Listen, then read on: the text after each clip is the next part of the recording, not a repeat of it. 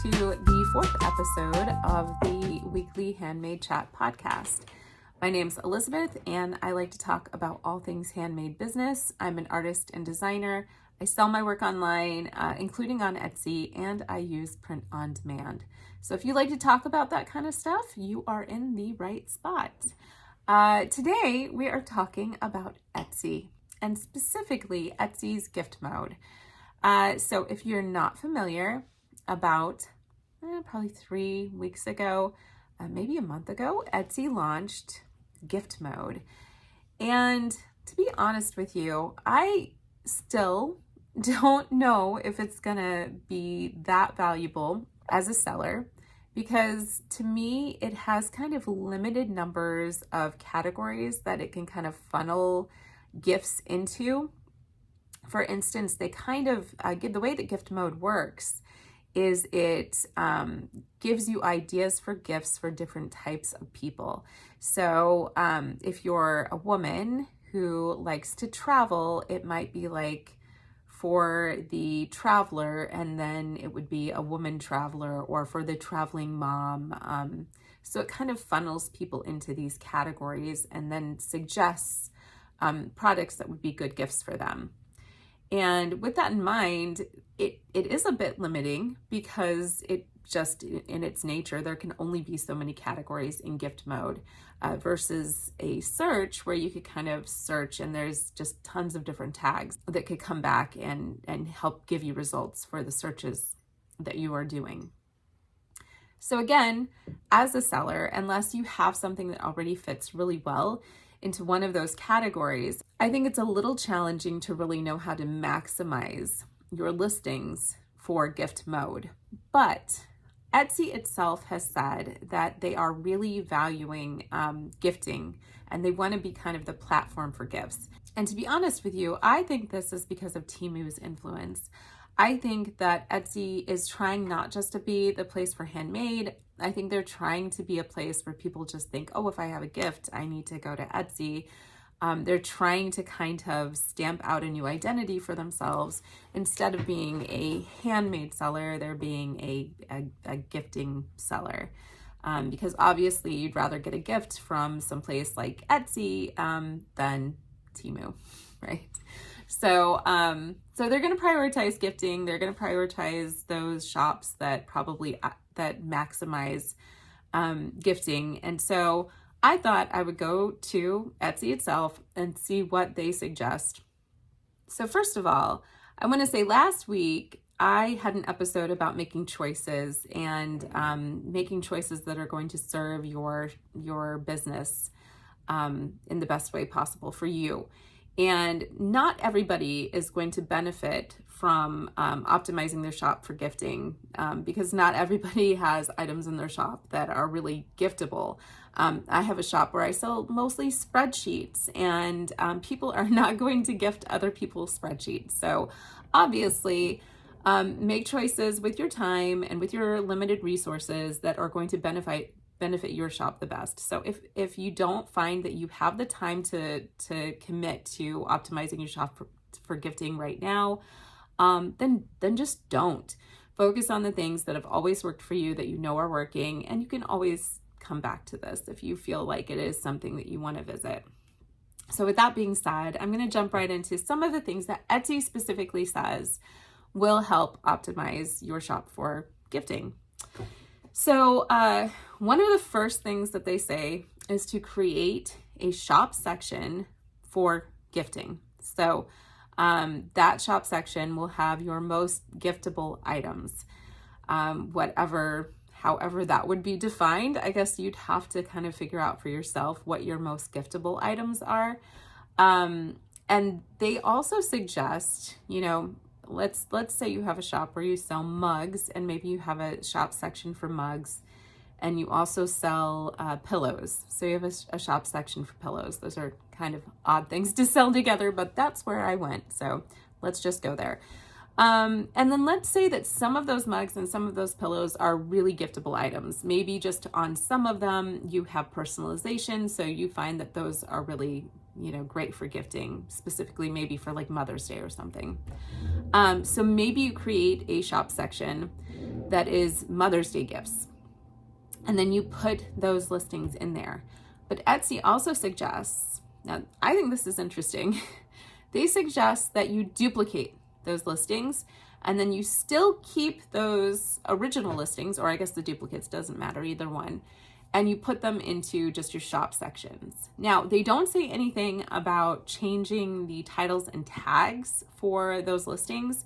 I guess you could keep them the same, but maybe if you duplicated a listing that you know was going into a shop section for gifting, maybe you change the title a little bit to make it fit with that gifting a little bit more.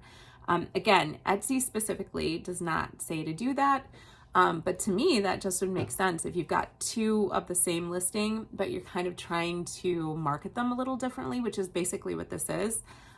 You might look into the titles and tags, and that would kind of be a good way to gauge if this thing was selling more as a gift or if it was just kind of selling as a generic mug just as much. So that would kind of be interesting to see.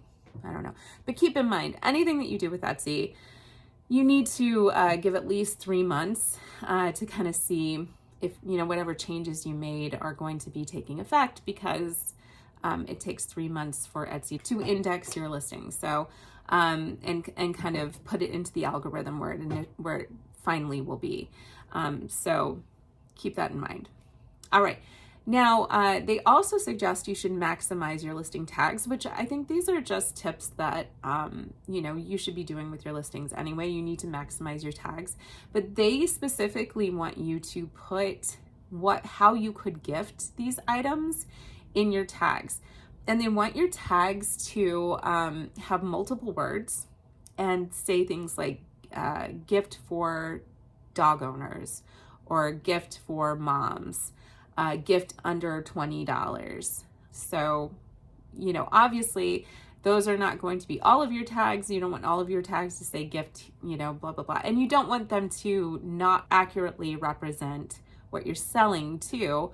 If you're selling a rug and you put gift for mom, it's probably not going to be a really popular mom gift for Mother's Day unless it's got some kind of thing on the rug that's really Mother's Day related.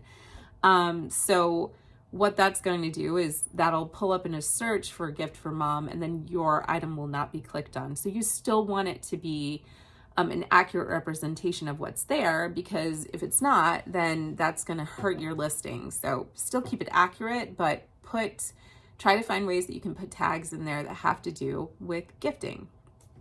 And that also goes into titles as well. Now, with titles, Etsy's really, I think they're somewhat confused sometimes, because they do want you to mention gifting in the title, but they also talk about being specific and limited in what you are saying in your title. So what I think they mean by that is they want your first part of your title to accurately describe your product. So for instance, if I was selling a rug, I might call it, if it was a Mother's Day rug, I might call it Mother's Day rug, and just have it start with that, comma, and then gift for mom, comma, then maybe I put the dimensions, comma, maybe I put the color, blue rug, or, I could go on and add things to it, but that first part needs to kind of describe what it is. And I want to put an actual description of what it is instead of, say, title it something like the Samantha rug or something like that, because nobody is going to be searching for the Samantha rug. But keep it, an accurate description, and keep it kind of short at the beginning, because what Etsy really wants you to know is that you only see about, I think, 3 words of your title when you're scrolling through the pages and pages of listings.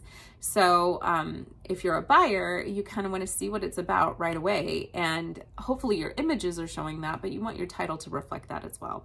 So from Etsy's standpoint, that's what they are saying that you should do with your titles. And this is all stuff that you should be doing anyway, regardless of gift mode. But it is interesting that they're kind of suggesting that you do these things in titles and in tags, kind of add some extra things about this is a gift for this person, as long as it actually is. Okay, so moving on, descriptions. Descriptions, they just basically want you to outline any questions that the buyer might have. Again, these are just kind of good practices if you're running your business anyway. But something that I did find interesting is they want in the first kind of, I wouldn't say paragraph, but maybe like 2 or 3 sentences, they want to have good relevant information with some keywords put in there in an authentic way. So not in a keyword stuffing kind of way, but they do want to see that you are kind of describing, that your description reflects what your product is, basically. I think descriptions are important in terms of outlining any questions for the buyer. And I'm not sure how much they actually increase your visibility in terms of being found in search, but this is something that Etsy is recommending, so you might as well kind of look into that. Also, obviously too, you want to kind of streamline your descriptions as much as possible. You want to be able to answer any questions, but you don't want a bunch of just text for text's sake. Because then that's something that the buyer has to kind of comb through. So try to make like bullet points, try to make things that are very clear and that read legibly, that make sense, and that will go through and answer. You could even create a frequently asked questions section of your description that will answer those questions for the buyer. Okay, so moving on, photos. Etsy is specifically prioritizing eye-catching photos. I mean, that makes a lot of sense. And you really want to make sure that your product is clearly visible and that it's clear that that is the product that's for sale in the image. Because, for instance, if you're selling plates and you have a photo of a plate setting with a mug as well, if you don't frame that photo correctly, it might look like you're selling either both of those items or maybe just the mug. So make sure that it's really clear and evident what you're actually selling in your photos, that it's a very clear, crisp, well-focused, well-framed, and also well-staged photo, so that it's an interesting, beautiful thing to look at. This is not the easiest thing in the world. There are lots of tutorials out there on how to create interesting, striking photography for your Etsy stores. The great news is that we all have, or most of us have, cell phones that are capable today of doing what some cameras couldn't have done 20 years ago.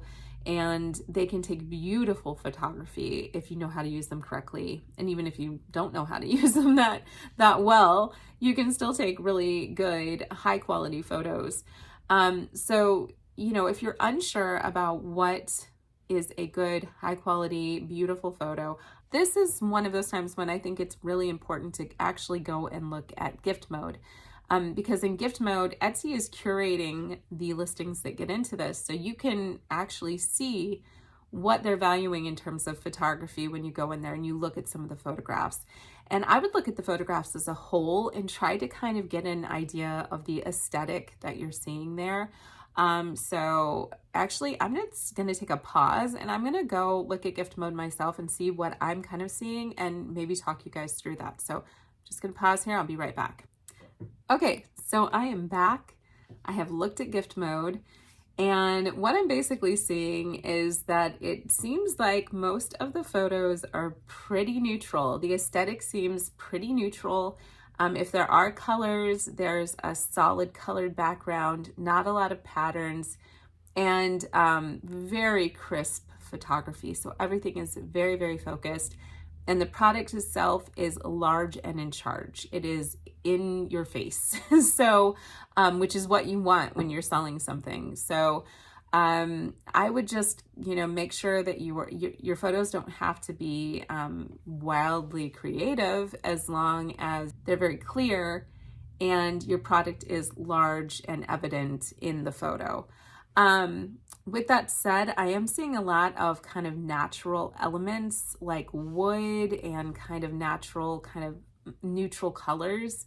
I think that's just kind of like because it's trending right now. I think that neutral is in. It's kind of like sad beige mom, if you're not familiar with that. But you don't necessarily have to be neutral, because I did see some bolder colors, like some blue backgrounds, some pink backgrounds, but it does seem like they are still prioritizing those neutral colors. So if you have a shop that does well with that, you might want to go down that path a little bit. But again, do what's right for your shop, not necessarily what you think is going to fit with the trend at the time, even though that seems to be what Etsy leans into a little bit. But it seems like people who are using color are still showing up in gift mode. The other thing I'm seeing is there are no identifying factors on the photos. And by that, I mean there's no websites included on there. There's no logos. There's not a lot of extra stuff. It's just like a photo. And obviously, I think putting logos on photos is very important when you are running your own business, because anybody who takes that listing and shares it, then your logo is going on any social media that's out there. However, if you think that that might hinder your chances of getting on gift mode, and that's really important for you to prioritize getting into gift mode, then you may want to try taking your logos off of some of the photos, because it seems like, and I'm no expert on this, I'm not with Etsy. Etsy has not said that this is happening, but you can go look at gift mode too and see that there are no logos on anything that I could see, at least. So maybe you might be able to find one, and that would be great, because I think there should be logos on photos. So photography, just kind of use up those 10 slots. Make sure that you have a lot of crisp, clear images. And you don't have to use those 10 slots all with photographs of your products. You could also use like informational photos. You could make graphics. You could have even a graphic that you put in one of those photo slots that encourages people to sign up for your mailing list. So you can use those 10 slots without having 10 photos of your products. So don't worry about that. If you are on print on demand and you only have 5 mock-ups, you can still use all of those. So try to maximize them if you can. If you can't, do it further down the line. Do what you need to do today, and then go back and revisit that as you can. Okay, as far as other things you can do that Etsy's saying to maximize gifting in your shop, is you can make sure that you filled out all of your sections of your shop. So you should have an about section in your shop. You should talk about your process, who you are, what you do, why you do it, your big why, and make that really part of your overall shopping experience in your shop. That goes without saying, I think, whether you're going into gift mode or not. I think people who are giving something to another person want to know that it's something unique, that it's handmade, that it is coming from a small business, and it's not just something they could get at Target. Going on from that, Etsy wants to see that you have clear policies in place for all of your listings, that you've filled out a frequently asked questions section, that you basically have covered all your bases in terms of what buyers should expect when they purchase from you, and what they should do if they have any issues. Also, they want you to turn on gift messaging and gift wrapping, if that is possible for you to do. Obviously, if you're doing print on demand, you can't do those things. So it's just something that you're just gonna have to shrug your shoulders and say, oh, well.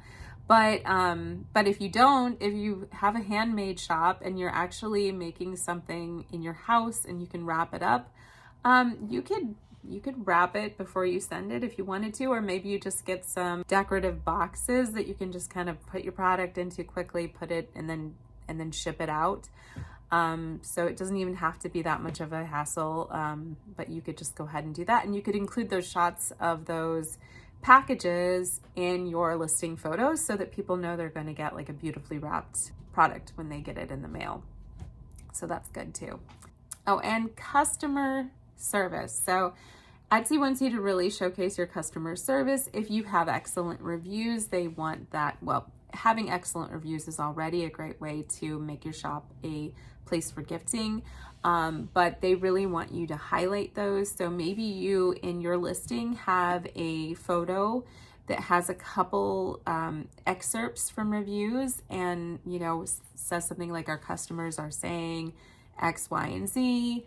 And that will help highlight why you are a good person to purchase from versus somebody else who might not have the same customer service. And with customer service, I would just say whenever you have a customer contact you, automatically try to put yourself in their shoes, communicate with them that you understand why they're upset or why they're frustrated, and try to make it clear that you are going to help solve their problem no matter what.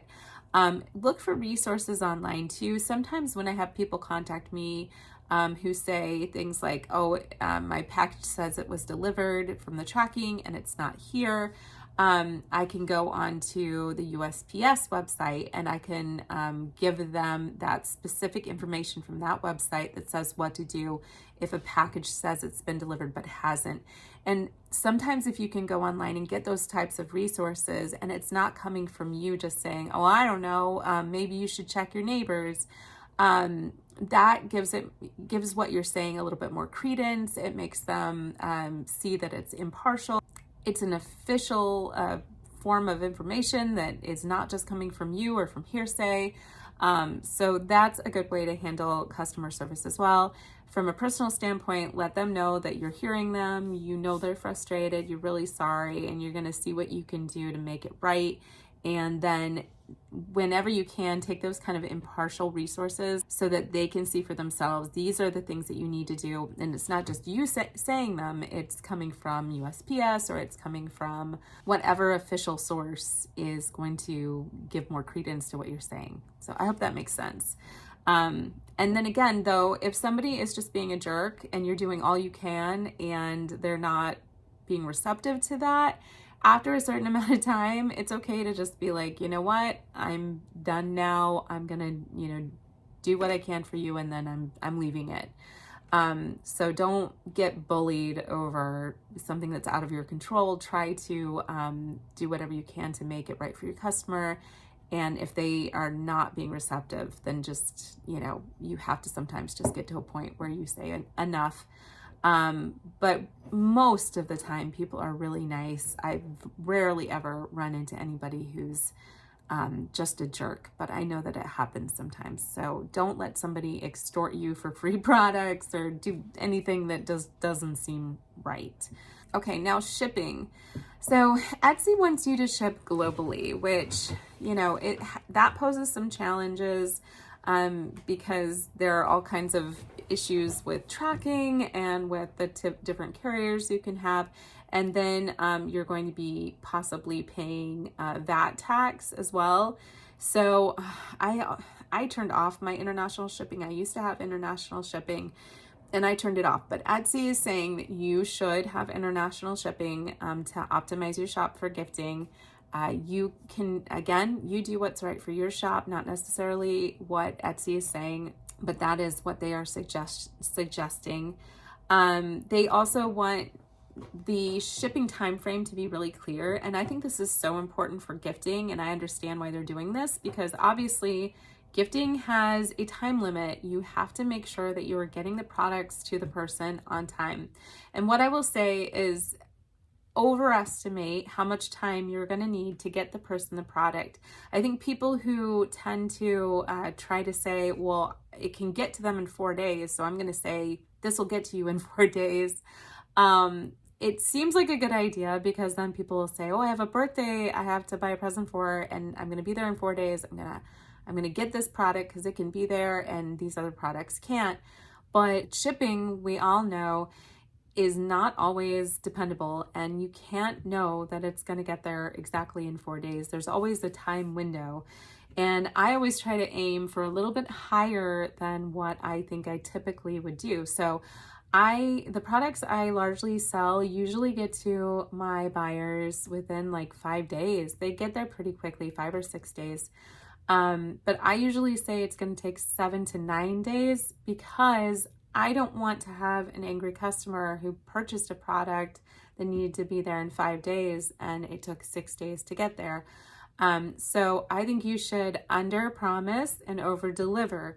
If you can say, well, I'm going to need 7 to 9 days, but you still get it there in 5 or 6 days, people are going to be overly pleased with the fact that you got it there. Plus, there's not going to be people upset that they needed a gift in a certain time frame and you weren't able to get it for them. So you can kind of measure out what's worth it to you in terms of that kind of information and what you want to give to the buyer. But for me, I always under promise and over deliver. I think that is a wonderful way to keep your customers happy and to make sure that you're going to meet their needs, which is so important for your reviews and just as somebody who wants to have happy customers. So one thing that Etsy is suggesting you do though, and you can do this with some print-on-demand products, and you can also do this with anything that you're making at home as well, is have shipping upgrades. So, maybe if you, like for my products, I don't have a shipping upgrade that is available to me through print on demand, but if I did, I could say, well, my product ships in 7 to 9 days. However, you could do this and get it in 5. And again, whatever, if that shipping upgrade says you're going to get it in 3, I would say 5, because again, I want happy customers, and with gifting, they need it when they need it. And if you, even if your shipping carrier says that they can get it there in 3 days, I'm going to assume things happen. So I want happy customers. I'm going to buffer that with a little bit of time. Not everybody does that, but that's my personal approach to keep everybody happy. So will you lose out on some sales with that? Possibly, because obviously if it says that you can't get it in that time frame, then people are not going to be purchasing from you. However, I think if you can over deliver on when you're getting it to your clients or to your customers, then you're going to have happy customers. They're going to be coming back. They're going to be telling your friends. It's going to grow your business more than if you have an unhappy customer who has a birthday party ruined because you didn't get their gift to them on time. So just take that with a grain of salt. Think about what works for you and do that. Okay, now when it comes to pricing, Etsy is saying that you should, price your products appropriately. So obviously don't overprice them, don't underprice them based on the market. Now, some handmade goods, some things that are truly unique, it's hard to know what the correct price point is for that because you might not have a lot of other things to compare it to. And a lot of things too, like jewelry, have there's a price point that is reflective of the materials, but there's also a price point that is reflective of the perception of the value of the product. So when I used to sell jewelry, I started off pricing very low. And then over time, I realized that the higher I priced, I actually sold more because the perception of the jewelry became a more exclusive item. It became more of a high-end item when I priced it higher.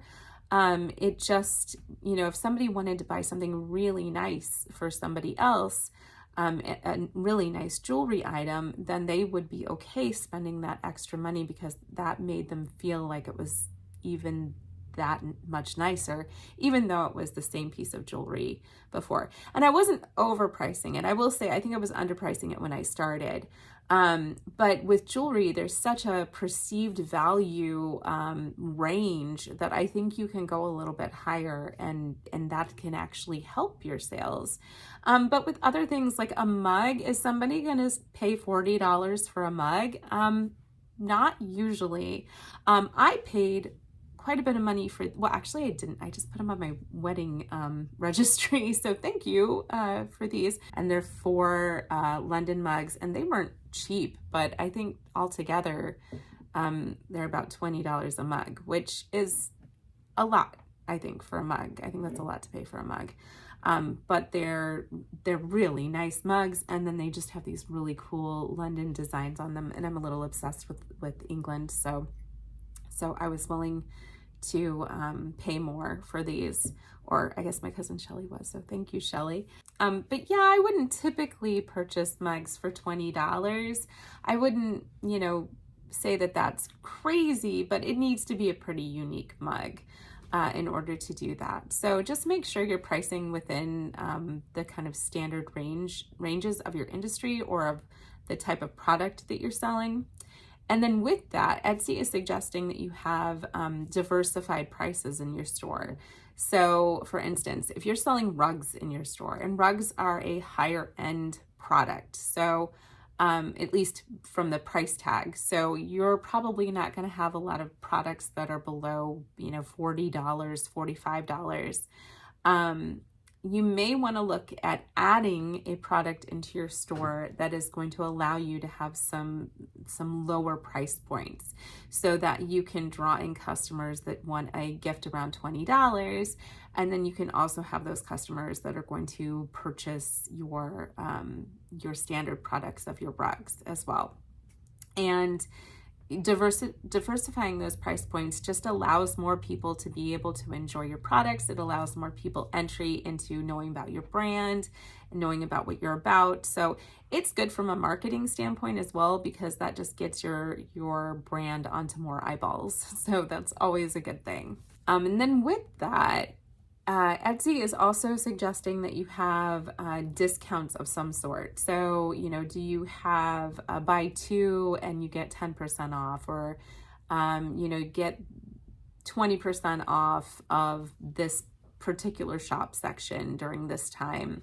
You can do all kinds of pricing strategies and discount strategies to try to encourage sales. The one thing I will say though is Etsy, especially with print on demand, makes it very difficult to have large percentages that you take off, because if you have offsite ads turned on, or if you just are automatically defaulted to offsite ads, there's a chance that you're going to have 12 to 15% of your profit taken out, along with all of the Etsy fees as well. So then if you, on top of that, have a 20% discount, you're looking at about 30%, 30 to 35% of the overall price of your product is going to be sucked out of there into fees or into discounts. And then, that could really hurt your profit. So just make sure that whatever you're doing, you have priced your products accordingly so that if you have X amount of discount that you are going to be able to still make a profit. And I have a video on how I do that. I'm going to link that down below if you're interested. I price all of my products with sales in mind, so I know that if I have this discount, I can still make a profit and I'm going to be okay. Okay, so those are basically Etsy's suggestions for enhancing your giftability in your shop. Again, I don't know how valuable this is just to every shop. I don't know that every shop needs to be a gifting shop, even though Etsy is trying to be the place for gifting. I think that you kind of have to do a little soul searching and see what's going to be important for you. But I do think most of these tips are tips that Etsy has already been recommending to all of its sellers. It's things you should kind of already be doing anyway, with the exception of like a few photography tips and a few of the tags listing gifting and things like that. But overall, you should be doing a lot of these things on the platform in order to be a good shop. So you can make a choice about what, if any, of these changes you want to maybe pursue in your shop, and then just kind of go in little by little and start to make these changes if you see them being beneficial to you. I think it'll be really interesting to see where gift mode takes us if it changes. I'm sure it will along the way, because everything changes at Etsy and seems to be changing faster and faster lately. But from a buyer's perspective, I don't know that I would ever go to gift mode and just be like, I'm looking for somebody who likes records, because that is not how I shop. But, not everybody's like me. So maybe gift mode's going to be a great success. And I think time will tell. But in the meantime, I'm just going to run my shop, do the things that are going to benefit me as a handmade seller on or off of Etsy, and just kind of focus on that personally. We're in a weird time right now where so much of e-commerce and selling online is changing.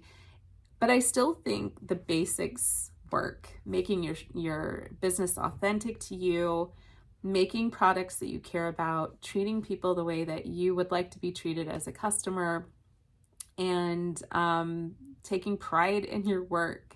I sound like a teacher now, don't I? I used to be a teacher. I used to be an art teacher at the high school level. So take pride in your work. There you go. But I do think that's important. I think that kind of the basics get lost a lot of times. We hear a lot of hype, a lot of buzz, a lot of people who have get rich quick strategies or ways to hack things. And I think your business should be important to you, and important enough that you want to really make it authentic and special to who you are. So sounds schmaltzy, but that's what I think. So anyway, you can hear my mug moving around, my really cool mug. All right, so that's it. That's all I have to say about gift mode. I hope you guys have a great week, and I will hopefully see you next time. All right, bye.